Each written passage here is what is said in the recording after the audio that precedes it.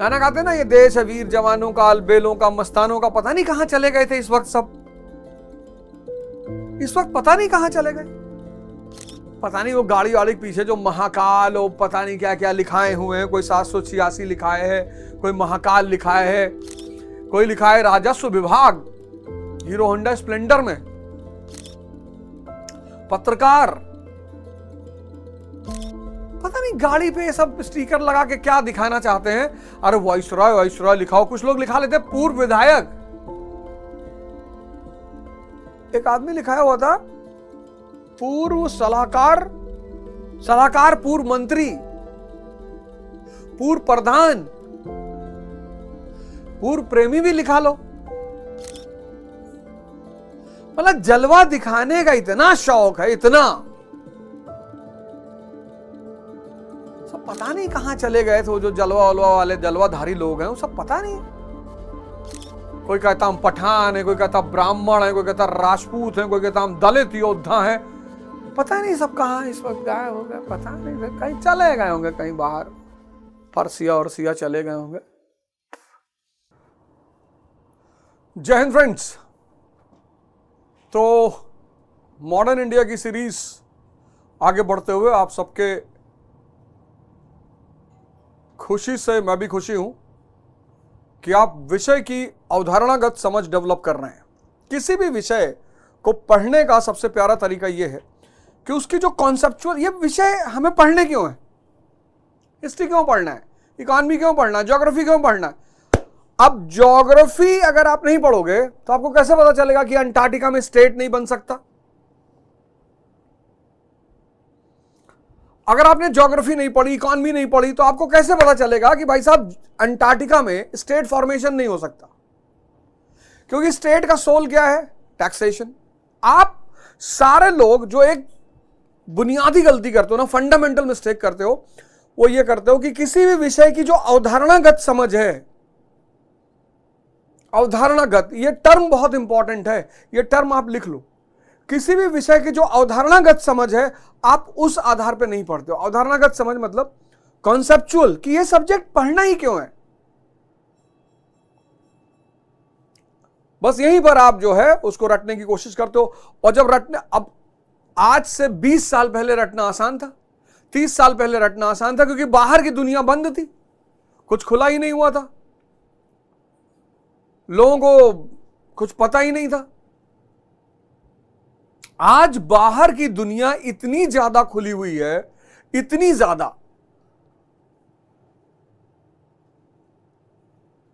मतलब आज आपको डिस्ट्रैक्ट होने के लिए कुछ करना नहीं है, आप ऑलरेडी डिस्ट्रैक्टेड हो।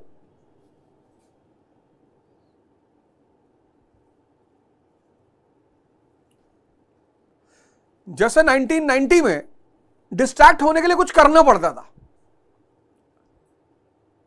2024 में डिस्ट्रैक्ट होने के लिए कुछ करना ही नहीं, आप ऑलरेडी डिस्ट्रैक्टेड हो। कोई आपसे ना बोले तो मोबाइल आपसे बात करेगा। तो इन सब चीजों की वजह से क्या हुआ है कि आप की जो पढ़ाई है ना, जो मनन की क्षमता है, वो कमजोर होती जा रही है। अब कितनी प्यारी बात मॉडर्न इंडिया। और हां, एक बात और मैं बता दूं कि ये जो मॉडर्न इंडिया, ये मैं पढ़ा रहा हूं एज अ सब्जेक्ट, ये अवधनामा नहीं है। अवधनामा की सीरीज अलग है और ये मॉडर्न इंडिया की सीरीज अलग है। ये सिविल सर्विस की जो तैयारी कर रहे हैं, स्टेट पीएससी की तैयारी कर रहे हैं, आईएएस की जो तैयारी कर रहे हैं, ये पूरी सीरीज उनके लिए है। आप किताब उठाइए, एक एक चीज आपको किताब में मिलेगी और उससे पढ़िए। अवधनामा मात्र एक कहानी थी, उसमें कहानी के रूप में मैंने पूरी हिस्ट्री को सुनाया था, वो एक अलग एपिसोड है। ये आईएएस एस्पिरेंटों के लिए, BPSC aspirant, UPSC aspirant, UPPCS aspirant, Punjab, Rajasthan, सबके लिए। और ये तोहफा है आपको मेरी तरफ से कि आप देखिए कि विषयों को पढ़ा कैसे जाता है। इसके बाद मैं आपको पॉलिटी पढ़ाऊंगा, ऐसे ही पढ़ाऊंगा पॉलिटी, और मॉडर्न इंडिया खत्म होगी, फिर मैं आपको पॉलिटी पढ़ाऊंगा। उसके बाद इकोनॉमी, और इकोनॉमी में सबसे पहले पढ़ाऊंगा बजट।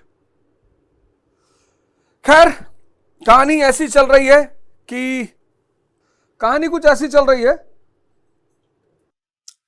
कि वेलेस्ली भारत पहुंचता है और बिना पैसे में ईस्ट इंडिया कंपनी को एक सैन्य शक्ति बना देता है।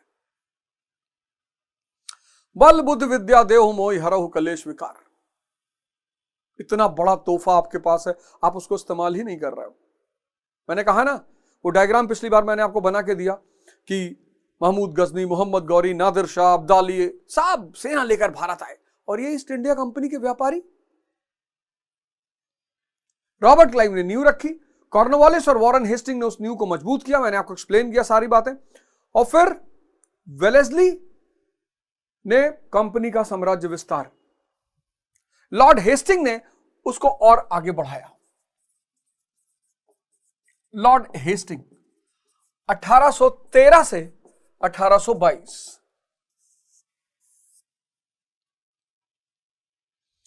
1813 से 1822 इसकी सबसे बड़ी उपलब्धि रही।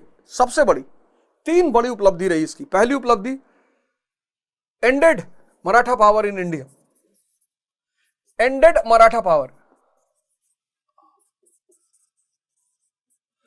Ended Maratha power in India. Bharat में मराठा शक्ति का अंत किया। जब मैं इंग्लिश में लिखूंगा तो मैं हिंदी में बोलूंगा, जब मैं हिंदी में लिखूंगा तो मैं इंग्लिश में बोलूंगा। तो जो बाइलिंगुअल वाले हैं वो अपने हिसाब से एडजस्ट कर लिया करें। जब मैं इंग्लिश में लिख रहा हूं तो मैं हिंदी में बोल दूंगा। भारत में मराठा शक्ति का अंत किया, मराठों का नहीं, मराठा शक्ति का अंत किया। Ended Maratha power in India. कैसे? Third Anglo Maratha war, third Anglo Maratha war. दूसरा मराठा वॉर पिछली क्लास में मैंने आपको समझाया। Third Anglo Maratha war 1816 to 1818। तीसरा आंग्ल मराठा युद्ध 1816 से 1818। तो पहला एंग्लो मराठा वॉर रघुनाथ राव की वजह से। किसी ने फेसबुक पे लिखा था कि रघुनाथ राव अंग्रेजों को भारत बुला के लाया था।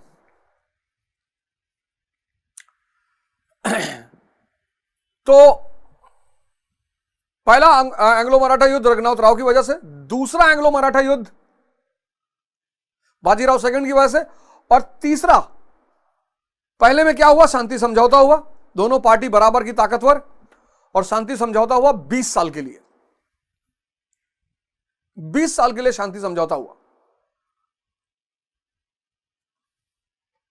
उस 20 साल का सदुपयोग किया किसने? यूज किया ईस्ट इंडिया कंपनी ने। बंगाल में अपने आप को स्टैब्लिश किया, कंसोलिडेट किया, अपने जानी दुश्मन मैसूर का खात्मा किया।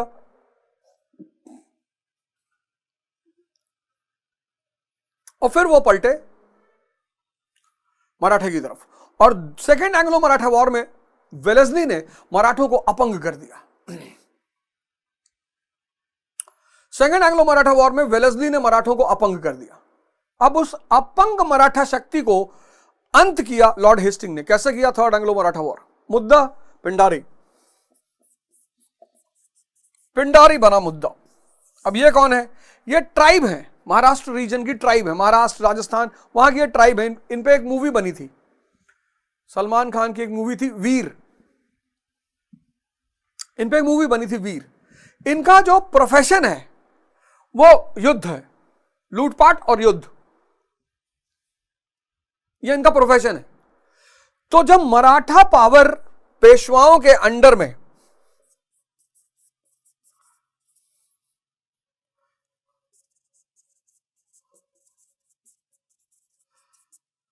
मराठा पावर अंडर पेशवास जब एक्सपैंड करने लगी, पेशवाओं के अधीन जब मराठा पावर एक्सपैंड करने लगी, पूरे भारत में घूमने लगी, तो इन पिंडारियों को एक संवैधानिक मौका मिल गया। ये मराठा सेना का अंग बन गए। Loose auxiliaries. कैसा? साहब हमको वेतन नहीं चाहिए, पर हम आपके साथ चलेंगे और लड़ेंगे और हम वही लूटमार साहब। पेशवाओं ने कहा यार ये तो बड़ी सही बात है यार, फ्री में सोल्जर मिल रहे हैं, फ्री में लड़ाकू मिल रहे हैं, फ्री में योद्धा मिल रहे हैं, इससे बड़ी बात क्या है? बाकी अपना काम करेंगे, लूट मार करेंगे, हमें क्या लेना देना है। तो जब पेशवाओं के अंडर में मराठा साम्राज्य का एक विस्तार शुरू हुआ तो ये जो है मराठा सेना के लूज ऑक्सिलरी बन गए।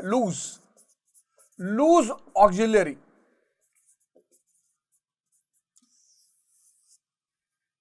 लूज ऑक्सिलरी मतलब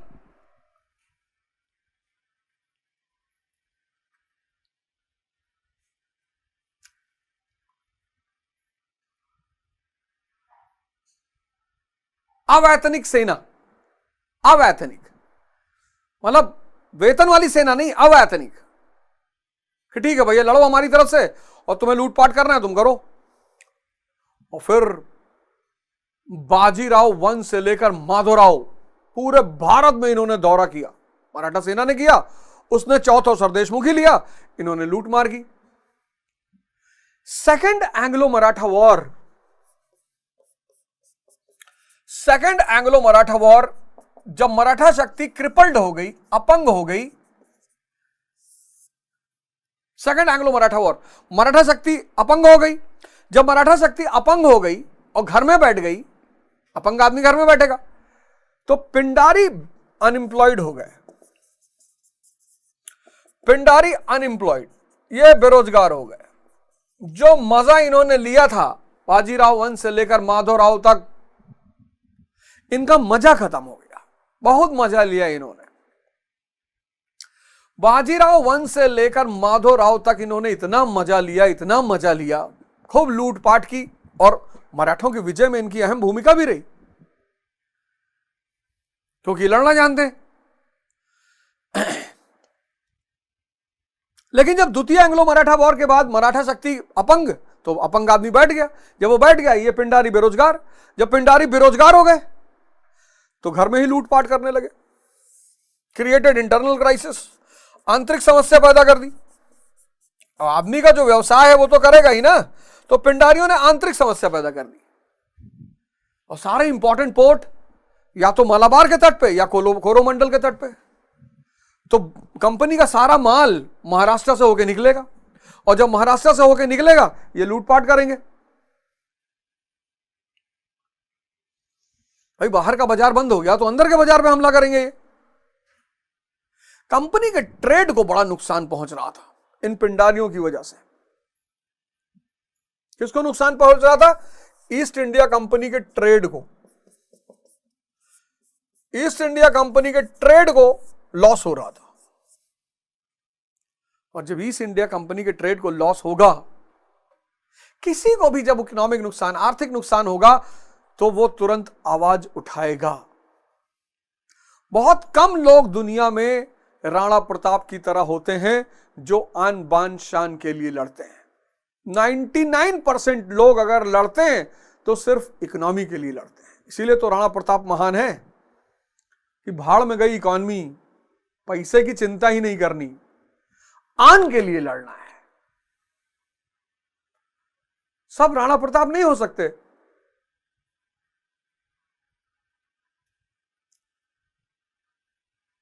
आन के लिए लड़ना है। तो कंपनी को लॉस हो रहा था। अब कंपनी को लॉस हो रहा था तो लॉर्ड हेस्टिंग ने पेशवा को मैसेज भेजा कि ये तुम्हारे बच्चे पिंडारी, पेशवा को मैसेज भेजा कि कंट्रोल करो इनको, अपने बच्चों को। ये तुम्हारे ही बच्चे हैं ना पिंडारी, इनको कंट्रोल करो। पेशवा ने कहा साहब हमारे कब्जे में नहीं है।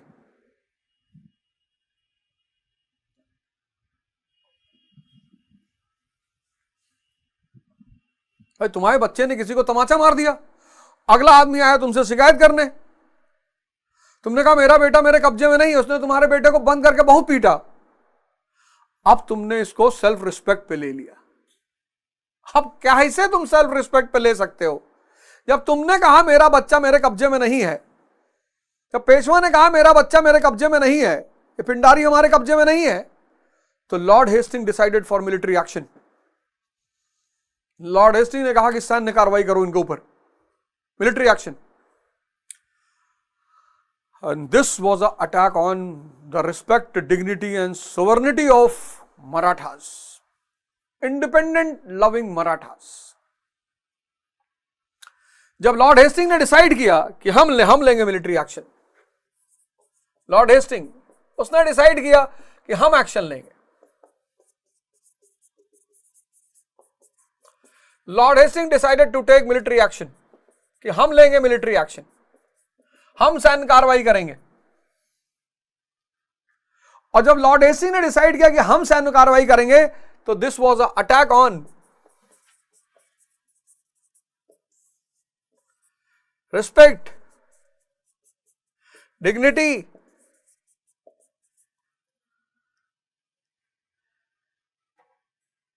सोवर्निटी। सोवर्निटी मतलब संप्रभुता। This was an attack on respect, dignity, sovereignty of independent loving Marathas.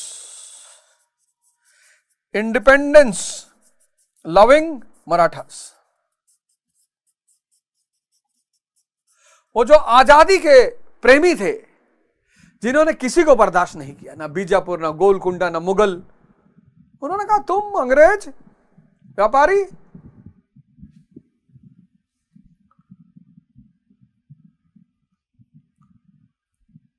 साहब बीबी और गैंगस्टर में कहता नहीं है टन टन व्यापारी। आमतौर पर लोगों को लगता है व्यापारी बहुत कमजोर होते हैं, नहीं, व्यापारी समुदाय सबसे ताकतवर समुदाय होता है, बस वो बिना वजह लड़ना नहीं चाहते।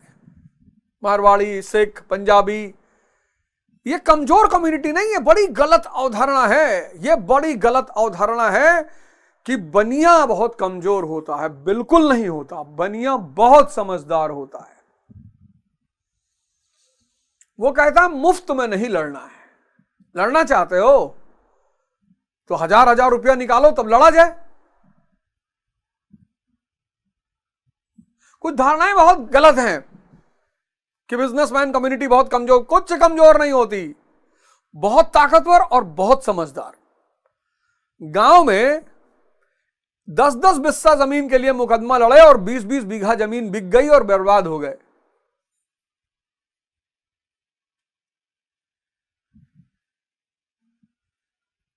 तो मराठों ने मुगलों को पानी पिलाया, बीजापुर को पानी पिलाया, गोलकुंडा को पानी पिलाया, अहमदनगर को पानी पिलाया, और ये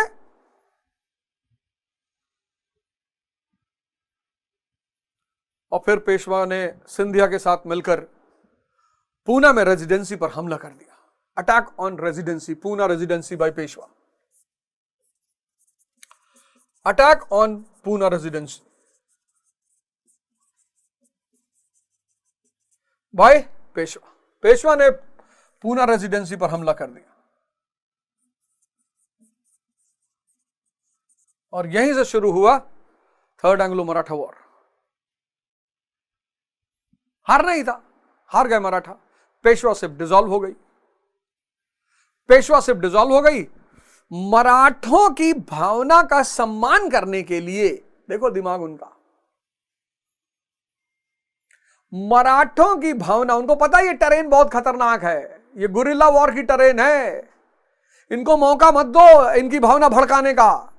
तो मराठों की भावना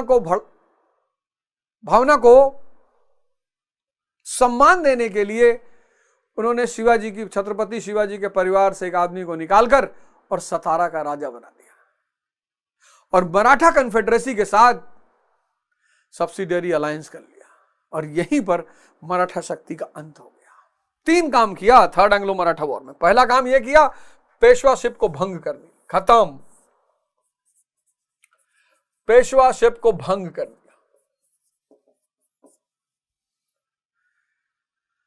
बाजीराव सेकंड को पेंशन देकर बिट्ठूर में बैठा दिया कानपुर के पास, कहा चुपचाप वहां बैठे रहो।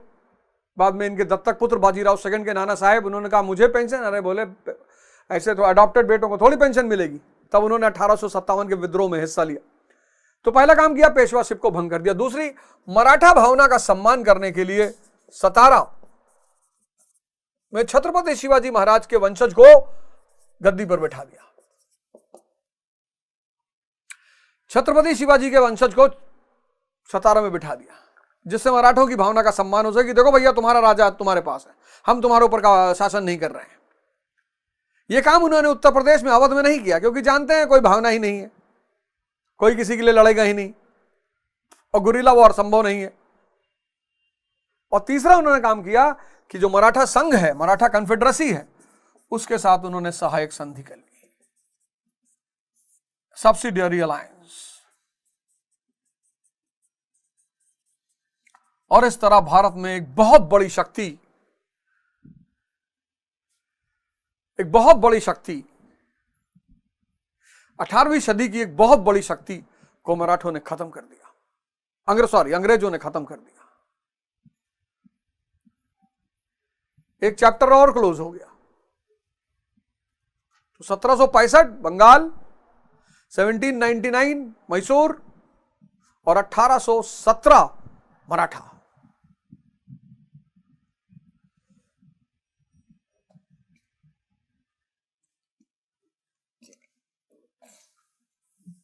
तीन मराठा युद्ध। पहला first Anglo Maratha. First Anglo Maratha 1775 से 1782। Reason Raghunath Rao.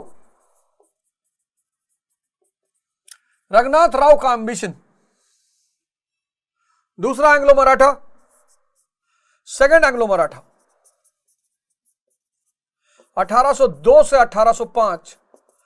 Reason Bajirao second. Idiocy of Bajirao second, Bajirao second की बेवकूफी। और थर्ड एंग्लो मराठा 1816 से 1818। रीजन पिंडारी और एंड ऑफ मराठा पावर। यहां पे शांति समझौता, पीस एग्रीमेंट, सलबाई 1782 में। यहां पे क्या किया, मराठा शक्ति को अपंग कर दिया, क्रिपल्ड मराठा पावर। और यहां पर मराठा शक्ति का अंत, एंड ऑफ मराठा पावर।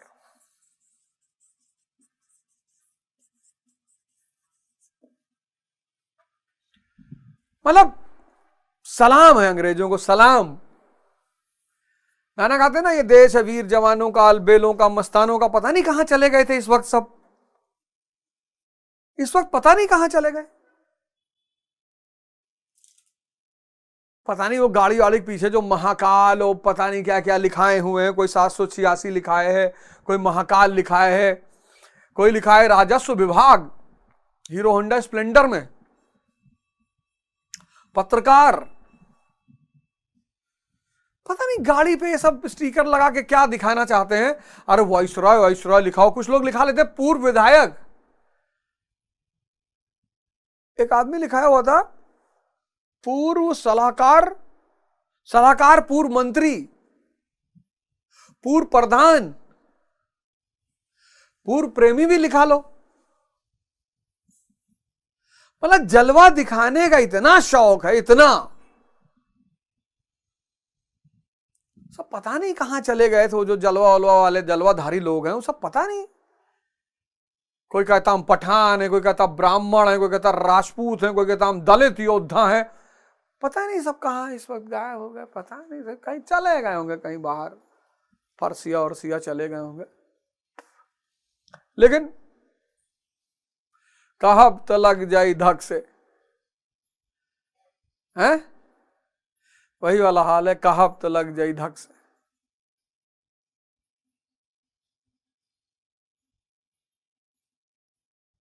यह सबसे बड़ा काम किया लॉर्ड हेस्टिंग ने।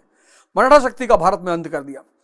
अब राजपूत चूंकि मराठों के अधीन पहले से ही थे, Rajput surrendered to English. Why? They were already under Marathas, already under Marathas. तो जब मराठों का अंत हुआ तो इनका स्वाभाविक तौर पर राजपूत। काश कोई राणा प्रताप, राणा सांगा अंग्रेजों को भी मिला होता तो हमारे इतिहास में एक ऐसा चैप्टर जोड़ा जाता कि पानी पिला दिया रॉबर्ट क्लाइव को, वॉरेन हेस्टिंग को, लॉर्ड हेस्टिंग को। कोई था ही नहीं। इतिहास का एक ऐसा कालखंड है जहां राजपूत गहरी निद्रा में सो रहे थे। शायद राजपूतों ने सरेंडर कर दिया, कहा भैया चूंकि वो मराठा के अधीन थे इसलिए सरेंडर कर दिया। तो राजपूताना भी अंग्रेजों के अंडर में आ गया, मराठा राजपूताना सब उनके अंडर में आ गया। तीसरा काम उसने किया सगौली की संधि, treaty of Sugauli. Treaty of Sugauli 1816, treaty of Sugauli 1816 Nepal के साथ। नेपाल के गुरखाओं से युद्ध हुआ, सीमा विवाद, बॉर्डर डिस्प्यूट, हमेशा बॉर्डर डिस्प्यूट होता था। तो एंग्लो नेपाल युद्ध हुआ, गुरखा हारे और ट्रीटी ऑफ सगौली 1816 और इनसे ले लिया पूरा तराई, हिमालयस, दून वैली पूरा ले लिया और तराई ले लिया और एक डेफिनेट बॉर्डर हो गया नेपाल और भारत के बीच।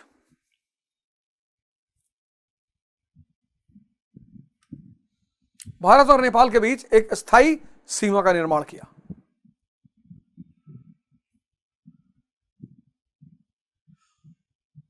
और इस प्रकार लॉर्ड हेस्टिंग के कार्यकाल में कंपनी भारत में पैरामाउंट पावर बन गई। यह बड़ा इंपॉर्टेंट शब्द है। मराठा शक्ति का अंत, end of Maratha power.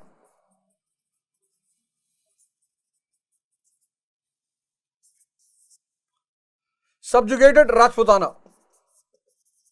Rajputana को भी अधीन कर लिया।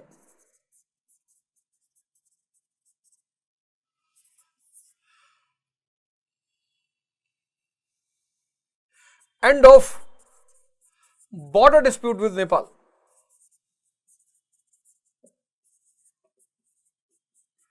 End of border dispute with Nepal. और इस प्रकार लॉर्ड हेस्टिंग के काल तक पहुंचते पहुंचते ईआईसी भारत में बन गई पैरामाउंट पावर, सर्वोच्च सत्ता। ईआईसी भारत में बन गई पैरामाउंट पावर, सर्वोच्च सत्ता।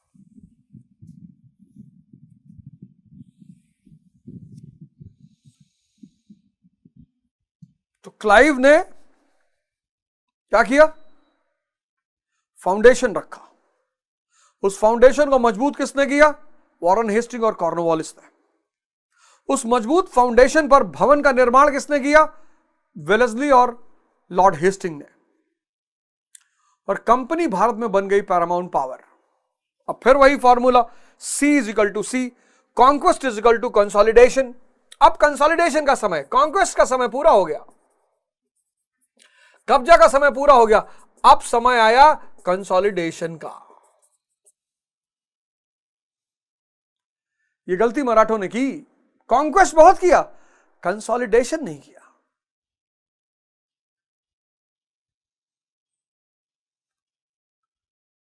तुम लोग यार इतना पढ़ते हो, और तुम में से बहुत लोग तो बहुत पढ़ते हो।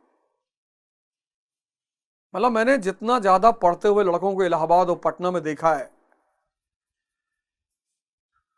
पूर्वांचल और बिहार का लड़का बहुत मेहनत करता है, बस सिर्फ अपनी गलतियों के कारण उसका सिलेक्शन नहीं होता।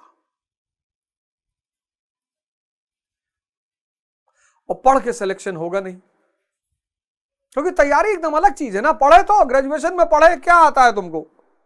जैसे ग्रेजुएशन में पढ़े ऐसे कोचिंग में भी पढ़ लोगे। कोचिंग तुम पढ़ने नहीं जाते, कोचिंग तुम सीखने जाते हो। ये जो कॉन्सेप्ट है ना कि कोचिंग हम पढ़ने जाते हैं,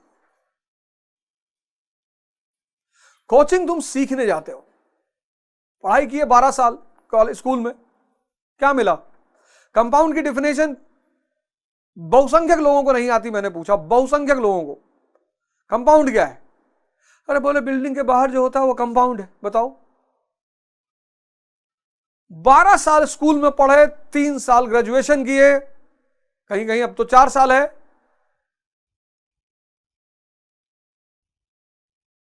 जीवन में कॉन्फिडेंस नहीं है, उत्साह नहीं है, क्या फायदा उस पढ़ाई का।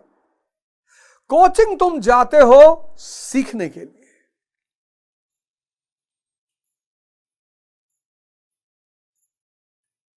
अवध ओझा क्लासेस, पूसा रोड, अवध ओझा क्लासेस, पूसा रोड, अब कल्याण ज्वेलर्स, न्यू दिल्ली। पहला बैच, इतने प्यारे प्यारे लड़के मिले मुझे, इतने शानदार लड़के।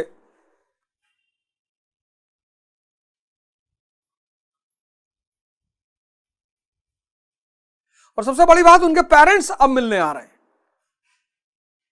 3 महीने सिर्फ मेरे साथ पढ़े, सिर्फ 3 महीने, सिर्फ 3 महीने, अभी तो पूरा साल पूरा भी नहीं हुआ।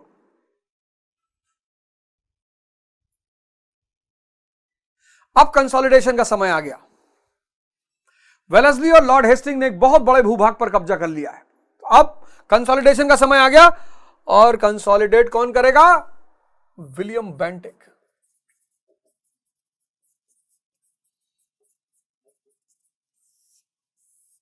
(1828 से 1835).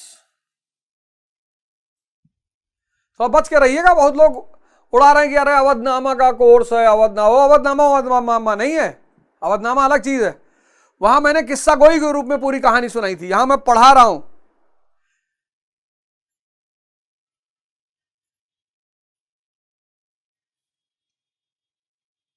पूरा मॉडर्न इंडिया यूट्यूब पर फ्री पढ़ा रहा हूं, चैप्टर बाय चैप्टर। इसका अभी एक वर्जन और आपके सामने आना जा रहा है। यह कोई किस्सा गोई नहीं, एकदम आप जितने लोग तैयारी कर रहे हो, आप यहां से पढ़ लो, आपको पता चल जाएगा कि यार पढ़ना होता क्या है। और अगर पता चल जाए तो दूसरे विषयों में लगा लो, हो गया काम।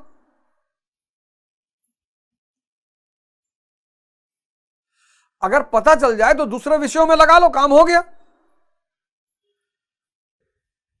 वर्ग है भारत में जो कह रहा था कि पढ़ाते नहीं है, पढ़ाते नहीं है, तो मैंने कहा लाओ एक मॉडर्न इंडिया का कोर्स, लोग परेशान ही रहते हैं तो पूरा मॉडर्न इंडिया यही पढ़ा देते हैं। सब पढ़ें, देश के नागरिक पढ़ें, युवा पढ़ें, छात्र पढ़ें, विदेशी लोग पढ़ें, सब पढ़ें।